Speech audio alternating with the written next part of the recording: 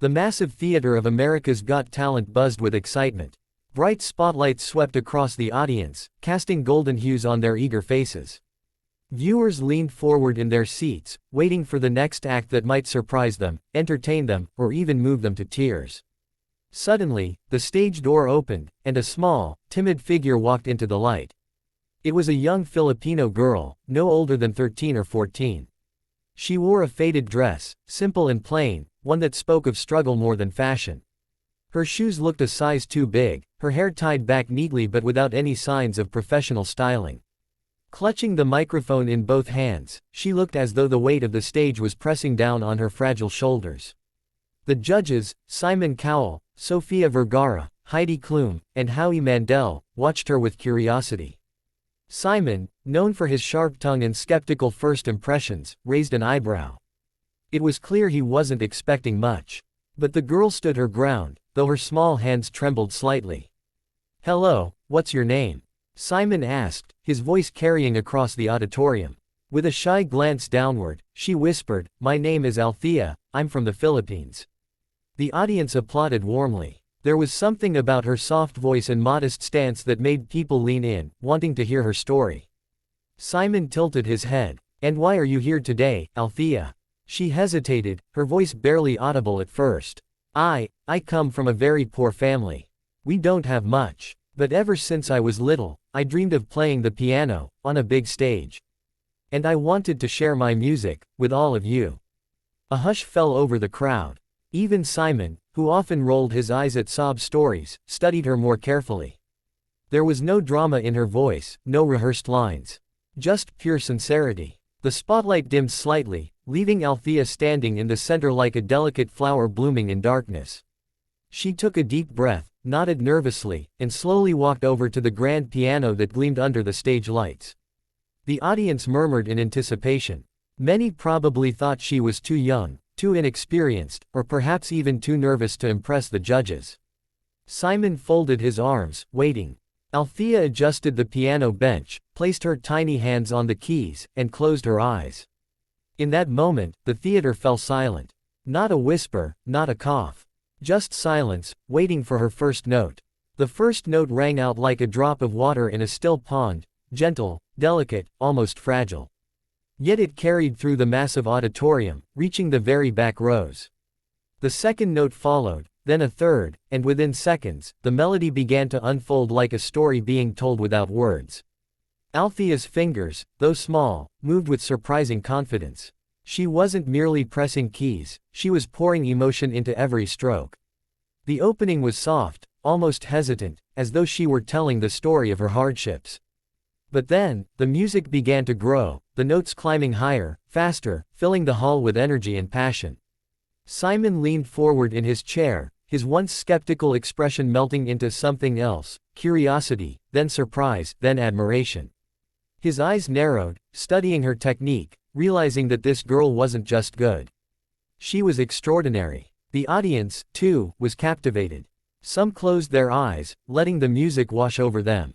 Others leaned forward, stunned by the intensity coming from such a shy, young girl. The melody carried layers, sorrow, hope, resilience. It was as though she was speaking of her struggles back home, the nights she spent practicing on an old keyboard, the times she had to imagine a real piano because she couldn't afford one. Halfway through, the piece shifted. The quiet sorrow gave way to a soaring, triumphant rhythm. Her fingers danced across the keys with breathtaking speed, her body swaying with the music. She wasn't just playing, she was living inside the music. Heidi put her hands over her mouth, her eyes shining. Sophia clutched her chest, whispering, "Oh my God." Howie nodded along, clearly impressed. And Simon, who rarely smiled this early in a performance, was smiling. The camera panned to the audience, and many were already standing, clapping in rhythm. A few wiped away tears. The energy in the room was electric, building with every note she struck. As Althea neared the climax, she pressed harder, faster, weaving in powerful chords that shook the auditorium. Her face showed pure emotion, determination, passion, even joy. The sound was no longer that of a shy girl but of a master musician commanding her stage. Finally, with one last sweep of her hands, the final note rang out, long, deep, and resonant. She froze in place, her fingers resting lightly on the keys, her chest rising and falling as she caught her breath. For a moment, silence returned. Then, an explosion of applause. The entire audience leapt to their feet, cheering, screaming, clapping. Some waved their hands in the air. The judges rose too, giving her a standing ovation. Althea turned her head slightly, her face flushed red, her eyes wet with tears. She covered her mouth with her hand, shocked by the thunderous reaction. Simon shook his head slowly, smiling as if to say, "I didn't see that coming." As the cheers thundered through the theater, Althea sat frozen on the bench, her small frame trembling with disbelief. Never in her life had she been applauded by so many people. She pressed her hands together, bowing her head as if thanking the universe for this moment. The audience would not stop clapping, their cheers echoing like waves. It wasn't just polite appreciation, it was raw, heartfelt celebration. They had just witnessed something rare, a talent so pure it silenced doubts and united thousands of strangers in awe. Simon raised his hand to signal the crowd to calm, but even he couldn't hide his astonishment. He leaned into the microphone, his voice softer than usual. "Althea," he began, pausing to make sure she was looking at him. She lifted her tear-filled eyes, her lips quivering. "I have to be honest. When you first walked out here, I wasn't sure what to expect.